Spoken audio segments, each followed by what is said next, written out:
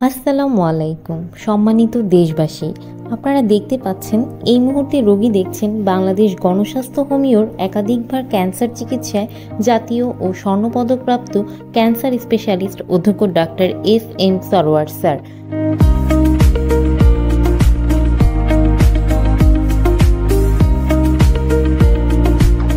তিনি শনি, রবি ও সোমবার রোগী দেখেন 14 পুরানা পল্টন, ঢাকা 1000 এবং মঙ্গল, বুধ ও বৃহস্পতিবার হবিগঞ্জ সদর শ্মশানঘাট।